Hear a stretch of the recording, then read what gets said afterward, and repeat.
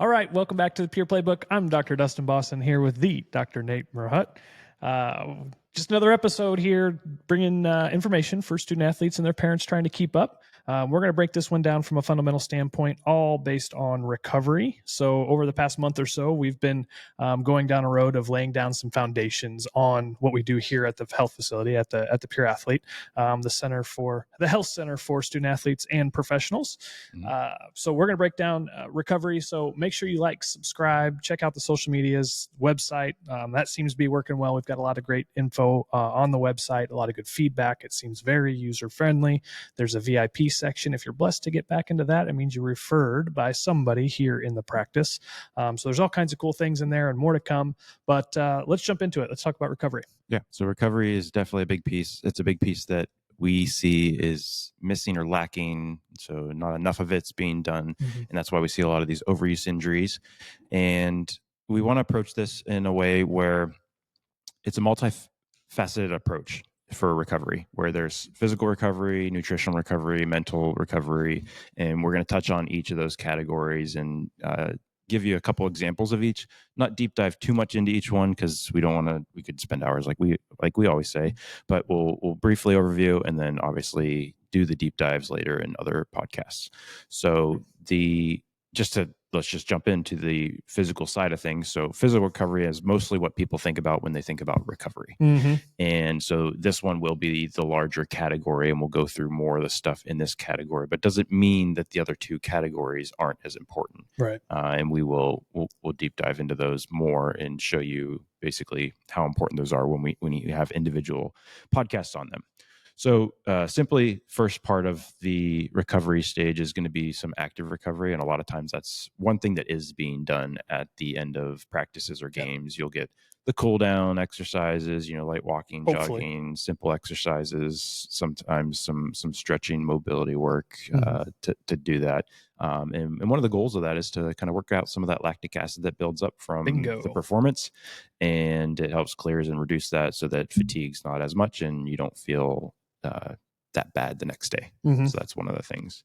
Yeah, that's one of the things that are big, and I think it's a kind of a key point, or one of those things that I wouldn't say everybody, a lot of people seem to know about is like, lactic acid, especially in the baseball world. I'm coming from the baseball world. I don't know how many other sports talk about it, but I'm sure they do. Is, we pitchers and catchers as a catcher, like pitchers and catchers, we'd throw a ton, whether it's down to second or throwing bullpens. And so we'd run afterwards. We'd have to run poles. And some people are like, oh man, we got to run. But I think if a lot of athletes knew why they had to run and what the lactic acid buildup does, that was just one of the things. But the stretching and Normatec, compression therapy, there's so many things, but lactic acid I think is the buzzword. So among other things. So just imagine doing all these sports. We talk about it all the time. These kids are built different. And they practice 8 days a week, 26 hours a day, and just imagine not recovering at all. And I think I don't think it's undermined. I don't think it's necessarily missing. It's just not getting done. I think people know plenty about recovery. However, we said it on the last podcast, the best thing you can do is give them a day off. And what does that day off look like? Well, there's some effort that it takes some effort to actually do the recovery. And so by the time you're spent on the actual practice or game or competition, it's like, man, I just gave it my all and now I got to do something else. That's kind of, I think, why a lot of it is left out. It's just, there's that mental fatigue, there's the physical fatigue, but you need the recovery to recover from that mental and physical fatigue, as well as we'll talk nutritionally too. But you did steal my thunder on the Normatec compression. It doesn't have to be Normatec, but that's the brand that oftentimes you're going to see the name brand out there that's most commonly used for compression-based therapies. And it's a pneumatic compression, so it's going to feel like a big blood pressure cuff. You can put it on the arms, the legs, the hips. They even have ones that are kind of full body that you can get in as well. But pushing that lactic acid out, recirculating good blood flow, lymph flow, opening up those areas is kind of the idea behind those. Another good one on the list is infrared saunas and red light therapy. You want to touch on this one? Or? Well, I definitely can. I think this is probably one of my favorite things to do. Why I let you go. I literally just got out of one. And so, but the saunas, red light is so good. Yes, I mean, you can talk about skin, but even metabolic health and mitochondria Right. and tissue regeneration and the things it stimulates within the body for tissue repair, whether it's cartilage, ligament, whatever that might be. Let me stop you for a second just to give them an insight. You threw out a couple big terms there, mitochondria and stuff like that. But so I'm going to put it in simple man's terms now. There but goes my biochem. Mitochondria is basically what make each cell run efficiently. So if you can do red light therapy, infrared saunas, this kind of thing, basically it's helping to stimulate the mitochondria, the powerhouse of each cell, to make it work more efficiently so it can recover better. Adenosine triphosphate. Yeah, stop. Okay, you're going to lose everybody. ATP. Everybody knows ATP, right? The 22 followers we have, it's going to decrease to about 10 now. So, okay, move on. Okay. So, yes, infrared, red light, but it also helps detoxify the body. I don't know if that word's too much, but okay. Detoxify the body as well, opening up the pores, getting a lot of the junk out. For those of you that don't know, our biggest organ is our skin, and the things, to be able to detoxify the body very quickly, that's a good way to do it. So heating the body up, literally getting the juices flowing as the blood heats up, as the core body temperature heats up. There's just a lot of good benefits of that. And then, jumping into something like compression therapy while you have that advantage already going, push that stuff through. It's just the infrared and red light saunas and that kind of practice is a very, very essential means to recovery. Yeah. So one thing that you said kind of puts me in this direction is, one therapy or one recovery technique is good, but when you layer them on top of each other, you get even better results. And that's what we talk about all the time, even on the basis of what we do here at the Pure Athlete, and why we want to talk about it on the Pure Playbook is because we're finding, and you guys are finding, and if you're not, I'm going to bring it to your attention, that a lot of things in healthcare in general practice, but especially for these athletes, is very piecemealed. And we here with our evaluation we do, with the care we provide, with the recovery techniques, with what we're going to educate on, it's a lattice effect. I always say it's like a 4 or 5 dimensional thing. And so while a lot of things are good, start really digging in on what you can overlay, and game time might be at 6. The game might be over at 8:30, but just take that game time out to 10 and plan for something like this. Yep. Next one on the list is cold water immersion or cryotherapy. That sometimes are interchangeable, but this is also a good example of combining therapies where you can do what we call contrast therapy, where you do something like a cryotherapy chamber or a cold water immersion, an ice bath. Those are all synonymous basically, and then hop into a sauna afterwards. So chill yourself and then reward yourself with the warmth. But it reduces muscle soreness, reduces inflammation. The contrast of that is going to be the vasodilation and vasoconstriction component of having that open and close. It's going to have a pumping effect to recirculate good blood flow, push out lymph, and lactic acid, just like we were saying. And on the cryotherapy side of it too, there's dry. We used to have a dry one. We had somebody come in and they wanted to buy it, and I said, sure, everything's for sale. So they bought it. We're going to revamp our recovery on the cryo side. But there's the tank you can do with liquid nitrogen. You put your head above, and they have like full walk-ins now too. And then you have like the plunge factors of, polar plunge, the plunge, all these people are now coming out with these baths, but basically, a cold water bath, you want it to be somewhere around, I believe it's like 43 degrees. It doesn't have to be like -12 in there. But 43 degrees or so or less will give you a lot of the same benefits. But what it can do too is it can stimulate that fight or flight response. So now we're talking about what comes from that epinephrine, norepinephrine. There comes the biochem again. Here we go. Back it down. But it's true that what the hormones that get spilled during that fight or flight response, then by the time you get out, you get to use a lot of those things to your advantage to be able to heal the body. So that's the easiest way that I put it. Like, why is it so good? If I had to explain it very quickly in 30 seconds or less, it's the cold body temperature, how the body drops core body temperature will stimulate fight or flight response. The hormones that get spilled in order to do what your body needs to do to flight, you get to use to an advantage as far as tissue repair and metabolic function. I'll make it simpler. It creates resilience, and the resilience is kind of why a lot of people are like, why am I jumping in a cold bath? Well, it's like because it's going to allow you to get back into that calm state faster. So that fight or flight versus the rest and digest is what he's getting at. Because the fact that you don't want to is the fact that you need to. Yeah, exactly. And then there's a mental component. That's huge on the mental side of it. So yeah, when you guys do this, let me just say this. When you guys go to do this, do not trick yourself into thinking, oh my God, it's so cold. It's not going to be fun. I hate this. I don't like the idea of this, but I'm going to do it. Like, all right, calm the mind. Mm-hmm. Okay. Calm the mind. And you don't want to be, I can't wait till this is literally calm yourself in there. Okay. If you think it's going to suck, it might suck. Let's get that out of our head and get in there and try to be as calm as possible. Focus here, focus on the breaths, deep breath in, deep breath out, in through the nose, out through the mouth, and really get your body in that state so you can utilize it. Otherwise, you're going to be in fight or flight before that ever happens, and it's going to change the dynamic of what it's going to do in the body before you ever jump in. Yeah. So the goal is to be calm. There's a way to do it right. Yes. It's not just jumping in there and jumping back out. You're just all for saying things easy today, huh, man? He's like, man. Hey, we're trying to keep this one short. All right, next one, soft tissue techniques, and that is a big long list of what that entails. Anything from foam rolling to myofascial release. Myofascial release being just muscle techniques. Someone pushing on different areas, stretching different areas, enhancing blood flow. Reducing muscle stiffness. Sports massage is a good example as well. Certain practitioners are trained in certain techniques. All of them have very similar goals and outcomes. It's just a matter of how you're doing it. Right. So that's just another piece that you'll see in physical therapy, chiropractic, massage is. I cannot wait to have like an official, somebody that we trust, like sports massage in here. That's something that I want personally. It's hard to find that. It is. Next on the list is neuromuscular techniques. So that's going to be more of like your TENS units, electrical stimulation. You're going to see a lot of that is trending now. And a lot of them do the same thing, where it's improving blood flow, reducing soreness, supporting recovery, just like we're saying. You can use those machines in certain ways with different parameters to do strengthening programs and that kind of stuff.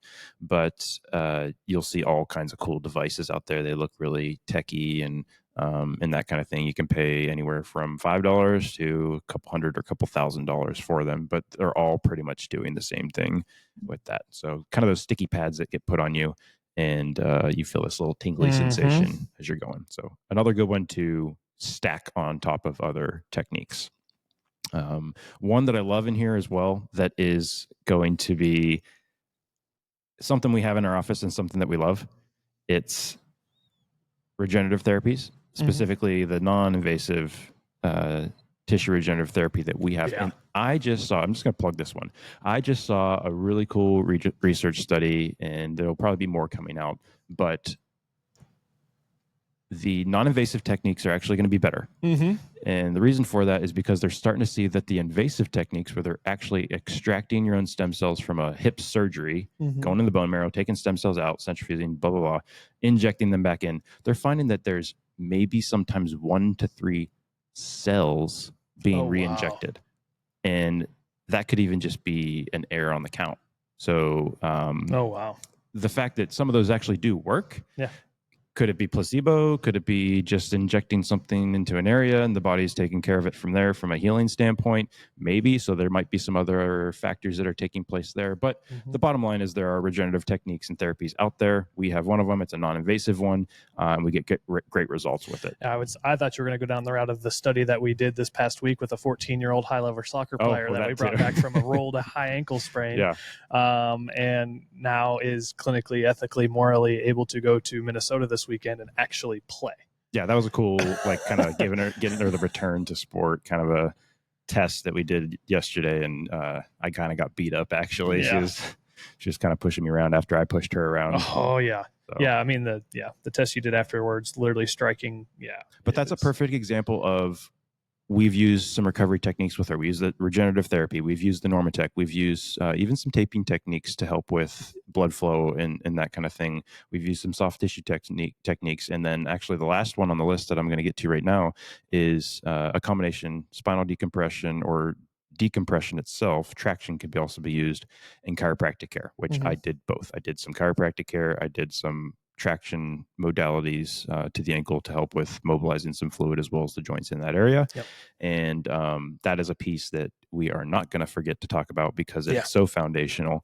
And I'll let you going a little rant about this one. Yeah, we'll saving the best for last on this one. I want to be clear on what chiropractic care is. Chiropractic care is the adjustment that removes subluxation. What's a subluxation? Let me break that down.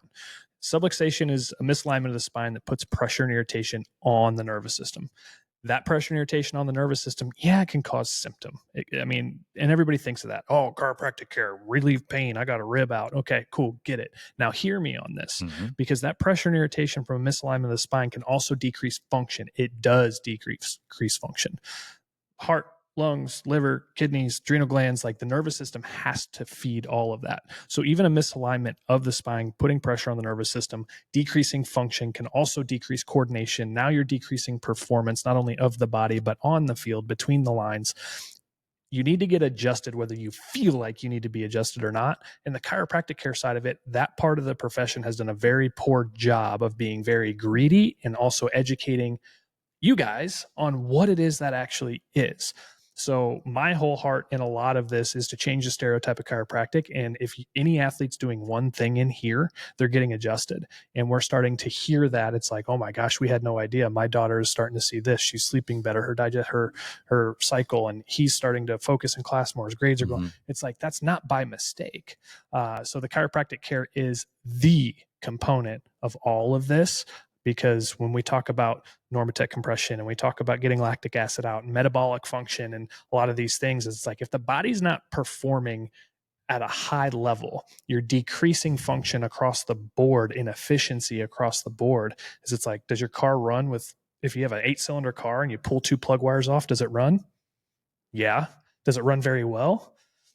No. Do you necessarily know it or not? It's like, man, it's really taking me a long time to get up this hill. It's like, where'd my power go? That happens in the body. And then by the time you notice it, how long has it been there? What's going on? So the adjustment is very, very important.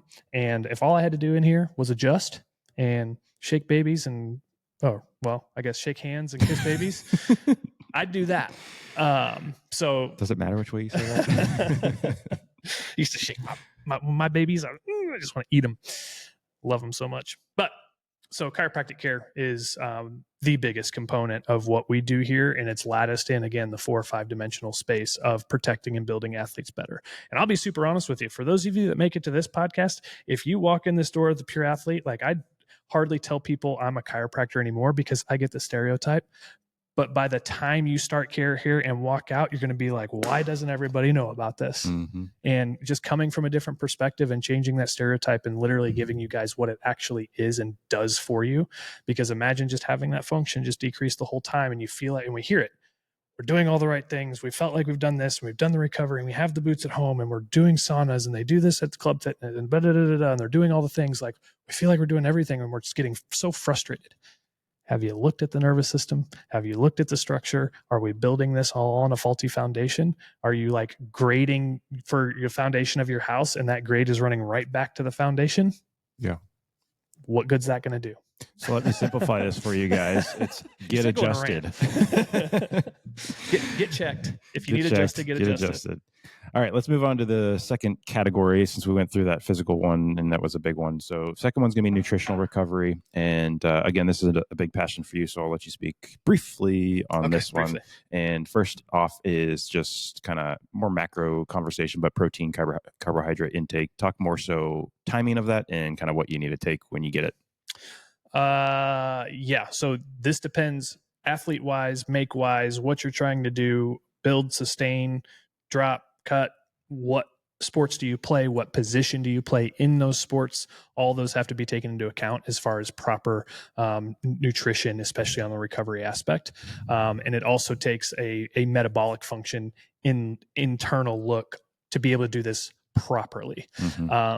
When it comes to supplementation and especially for the recovery and talking macros and things like that, let me just say this first, and please hear me. Supplements are just that. They're to be supplemented to your diet. They are not replacement. Anytime, whole food first. Yeah, whole food first.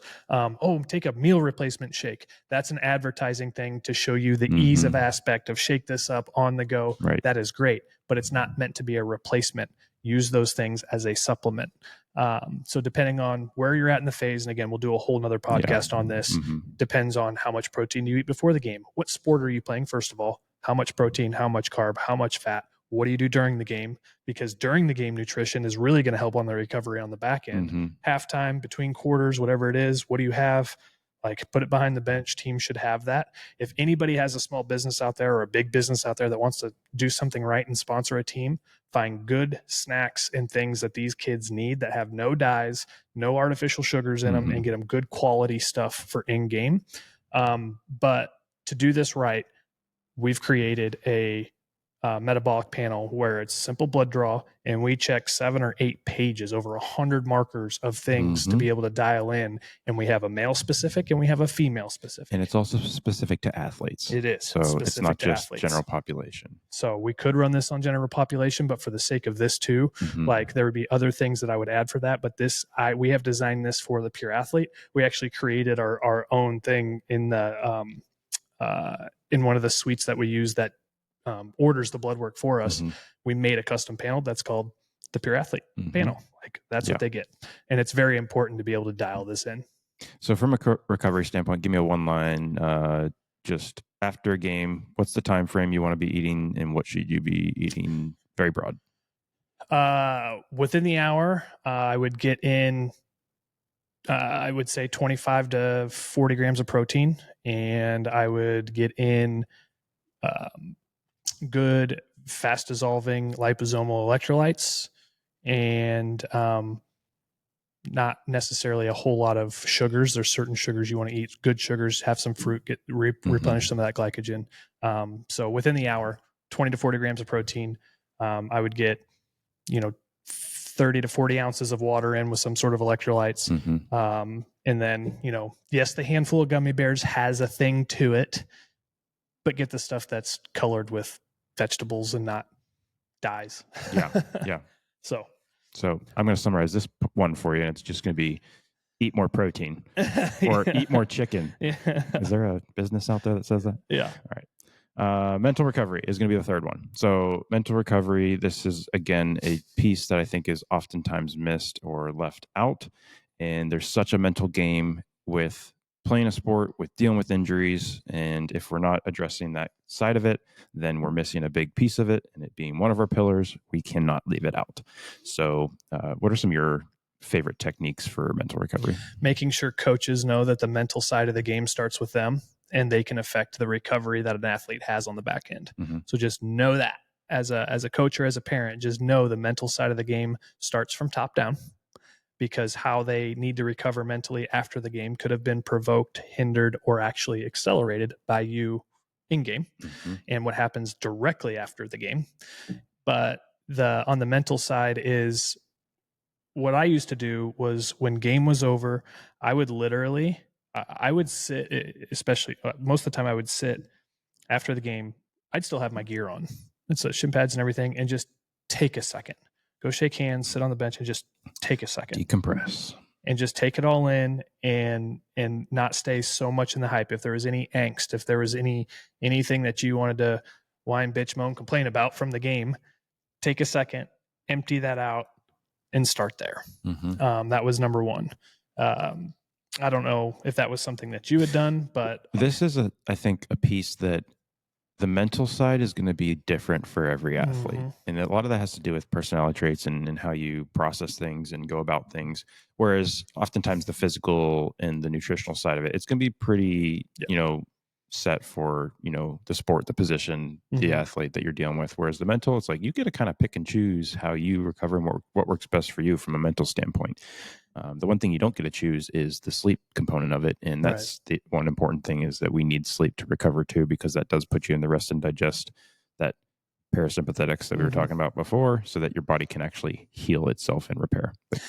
The other thing with mental is, this has to be communicated with whoever's around you most, because there's going to be games that aren't easy, or there's going to be practices that are tough, and you've got to communicate with, and I think this is more on the parent side of, like, hey, if I don't want to talk about it, I don't want to talk about it. Okay. If I say this, someone's like, a safe word, if you will, of like, if I say, just pick up on this. If I say this, I don't want to talk about it. Give me a minute. You cannot provoke through that. But also, as an athlete, know that. know that you're allowed to feel that way. You're not allowed to be an ass and be passive aggressive and just treat anybody like you want because you're frustrated about whatever may happen or you want your own time. Just communicate that. Right. And so that's another way too. However, that does not also give you the crutch of just running away from something that you may need to talk about. It's like, man, what could I have done better? And talk to the right people of it. But taking that time, and at the same time too, if there's something that you can get out right then and there and you're ready to go after it, come from a place of good, better, best. What did I do good? And be honest with yourself. And that's what I ask my kids and some of the kids that I've coached even previously on our World Series team, our Pony World Series team back in the day, was what do you feel you did good? What would you want to get better at? Or what could you get better at based on today? And what do you feel you did? What do you feel you did the best? And then also make yourself look at outside of that, who played good, who could have played better, who played the best. And I don't mean who could have played better from like, oh, give yourself some great, no, help them and be like, hey, you struggle a little bit today. How can I help you? Because when you're in lack, you should give. Right. That's something I say. I have no research on that, but try that. When in lack, give. So I talk to, my kids and some of the kids that I coach on that too. And I think that's a great mental spot because, just for multiple reasons. And again, we can go over this on another podcast, but I would try those things out and good, better, best yourself, and also ask for the feedback from others. What do you think I did good?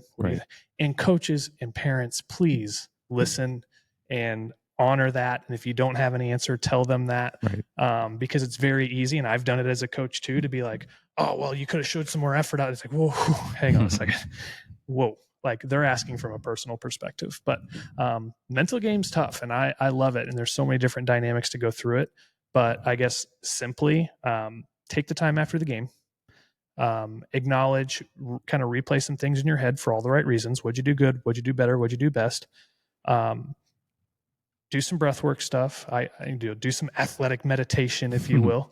I'll come out with more on that, and eat a good meal and just be. Be you. You don't have to be athlete all the time. And be you. Analyze you, the athlete, as you, the person.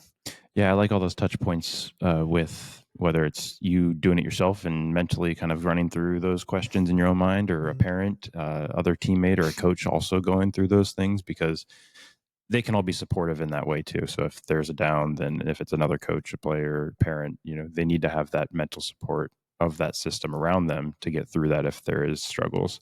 But I also really like how the mental recovery and really all three, they link to each other.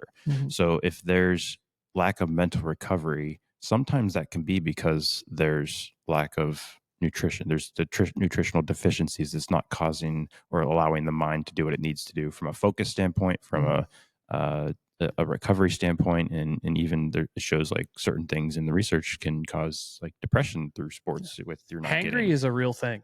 So and then from the mental side of things, if you're not recovering mentally, then that sets you up to not be able to focus physically when you're actually performing in the sport. So that leads you susceptible to injuries just from the focus and the mental side of things. So they all intertwine with each other, and if you're not doing all three of them together, then you're missing a piece and you're setting yourself up for failure. I would also say from a parent standpoint, hear this, and from an athlete standpoint, also hear this, is there should be, and I'm seeing this more, and I say this because I'm experiencing this, and I wish I would have had this when I was younger, because we say this as part of the Pure Athlete. There's two people that these athletes don't listen to first: their parents, and then their coaches. Get it? Relationships are tight. You know how it is you learn somebody, you try to press buttons, or you just ignore them and you get grace from it, and you know it. But the third party aspect, I'm not saying you necessarily need a sports psychologist necessarily. There's a time and place for that, and some people do absolutely need that. But having a third party, and something that I've been asked to walk into a little bit and helping a few of our athletes even here and that are going to college, is some of a third party personal coach kind of scenario, to give them somebody that is away from the scenario, that doesn't have one of those two relationships, that they can talk to get things off their chest, ask for different perspective, because they know that's what that third party is there for. They're not there to be mom and dad. They're not there to be coach. They are there to help them and guide them and honor them through that aspect. And that could be a huge, huge part. It's not that, oh, me, dad, I can take care of it. I can help my daughter. I can. It's put the pride aside. It's not that you're doing anything wrong. It's literally the social and psychological dynamics of what that is. A lot of parents have great relationships with their kids, but even still, like, having that third party could be so huge for all of the right reasons. And how I do it, just to give you an insight, and hopefully you can find somebody that does this the same way, is I'm also a liaison for the two parties. Right. And I honor the parent side. Like, look, I ain't keeping anything from you. If you need to know, you need to know. And I'm not going to hold anything from you. And I tell the athlete that too. It's like, there is no patient confidentiality in this aspect. Even if you are a senior in 18, sign here, because when it comes down to it, I am always going to protect you, your mind, and your dynamic across sport and relationship with your parents and everybody else around you. And if there's something that I need to deliver because I know you won't, because it's in the best interest of you, I'm delivering it. And so just because that's the thing too, I think parents are a little hesitant on. It's like, my baby. And it's right. You're allowed to feel that way. You should feel that way. But that's why I'm very open and honest about that from the beginning of, look, I'm going to help both sides here, because I want them to listen to you. I want you to have the greatest relationship, because athletic relationships in family can hinder family relationships. Yeah. You don't want that. Yeah. And we even had a unique example the other day where it was kind of the other way around, where we were the ones that were actually left out of the loop, and mom spilled the beans. And it was a good thing that we have the relationship with mom as well as the student athlete, because we had to basically have a conversation with the athlete, which is a good thing. Be like, you don't have to be scared to tell us stuff. No. We're here for you. And if you think you did something wrong, that's okay. We're just going to coach you through it. And it was a good scenario. Her face when you were doing soft wave, and she looked at her mom, she was like, you ratted me out. And she was like, oh, you didn't tell them. And I'm like, oh, here we go. But yeah, it was a really good experience for all of us. And it turned out to be good. Yeah. But so with the Pure Athlete, just to wrap it all up and tie it all together, we do incorporate all components that we just discussed with recovery, and from the physical, the mental, as well as the nutritional aspect of it. And then we will get into each of those individually a little bit more into detail. But let's see if Sam has anything for us today. Sure. Hi, guys. What's up? Not a lot. It is getting warm outside. Thank goodness. It's the middle of March here, and I have been getting outside more recently, walking, hanging out outside, feeling more human. So I just want to know, what are your guys' favorite activities to do with your families, your kids, yourselves outside? Me? You? Go ahead. Okay. We love going on walks when it's nice out, whether that's after dinner. As a family, we've been doing a lot more going to playgrounds. I love a good fire. Where we live, you can't really have the bonfires that I used to have growing up, 3 stories tall kind of thing. But yeah, always sitting around a fire is a good one for me. And even just like this time of year where it's not super hot, but gets a little cool in the evenings, where that's like the perfect shorts and hoodie weather. Yeah, that kind of thing. So yeah, definitely being outside changes your mood, get that vitamin D, get that fresh air. Although right now it's not really fresh with the dust and the Texas storms. The storms coming through. Oh, this is something that I could probably be better at, because I'm just so go all the time. And most of our sports are inside. So it's like we're on the ice or whatever with the boys, and Cammy's dancing and stuff like that. But you like riding with the top down. That's what you like. Yeah, I do like taking the top off the donkey and riding around. The Bronco is a good aspect. I enjoy drives like that. But I will get out and kick soccer ball with the kids. They want to play soccer now too, and typical kid stuff. The walks and things. Erica likes to go on walks. But I will go and do stuff like that, but I wouldn't say there's anything like super scheduled that we do. Right. It's just more of the dad life interaction of just be with the kids, go do stuff. Mm-hmm. I was seeing how high I could throw Vinny the other day, and after about 10 of them, he was like, keep doing it. I was like, okay, now I'm starting to feel like a dad. Yeah. Huh? Like, let me get adjusted. How do you get rid of dad bod? Throw your kid as many times as you can up in the air. Yeah. And the neighbors were looking out the window. And it's like, is this child abuse? Recording it. Yeah. So we had some fun. Yep. All right. Let's wrap it up. Sweet. Anything else? Not for me. Okay. All right. Well, we'll break some more of this down again. This was just from a fundamental standpoint, and there's plenty to do. All the tools and gadgets that you can get for recovery too. We can do that in another podcast. There's those things we have here as well. However, let's wrap this one up now. We will see you next time on the Pure Playbook. Hope you have a great start to your week. See ya.